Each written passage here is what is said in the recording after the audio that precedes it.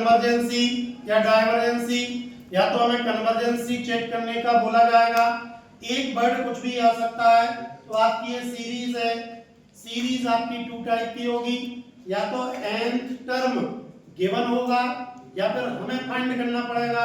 तो इसमें n term क्या है, गिवन है, तो इसी को हमने un लिख दिया, ये है un। अब इसको हमने सॉल्व किया तो यहाँ से n का क्यूब कॉमन आया, तो ये बचा 2 प्लस 5 अपॉन n का क्यूब, यहाँ से n की पावर 5 लिया तो आपका ये 4 प्लस 1 अपॉन n की पावर 5, यहाँ पर n क्यू है, यहाँ n 5 है, हमने डिवाइड किया तो आपका n स्क्वायर बचा, n स्क्वायर, ये आपका इतना। अब सबसे पहले हमें निकालना है vn, तो vn कैसे निकालेंगे, ये आपका जो आगे का टर्म है वही आपका vn कहलाएगा। या दूसरा ये तरीका है कि आप न्यूमिनेटर में से हाईएस्ट n कॉमन लेंगे, डिनोमिनेटर में से लेंगे उनका डिफरेंट ही vn कहलाता है, तो आपका वही 1 अपॉन n स्क्वायर आएगा।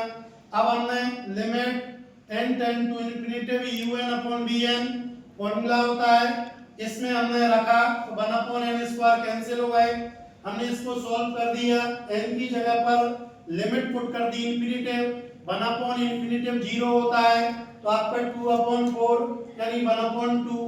यहाँ पर हमारा रूल क्या था कि जब हम इसको निकालेंगे तो फाइनाइट एंड नॉन जीरो ही वैल्यू आएगी। जब finite and non zero value आ गई तब यहाँ पर हमारा कंपैरिजन टेस्ट स्टार्ट होता है, तो वो कहलाती है पी टेस्ट सीरीज।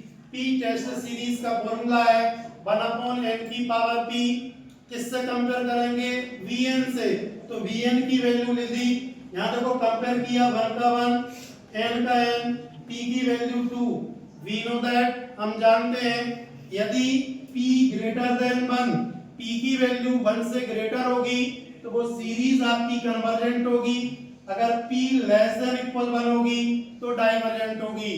तो यहाँ पर हमें पूछा गया था चेक द कन्वर्जेंसी या डाइवर्जेंसी, तो हमने लिख दिया कि vn is convergent by comparison test.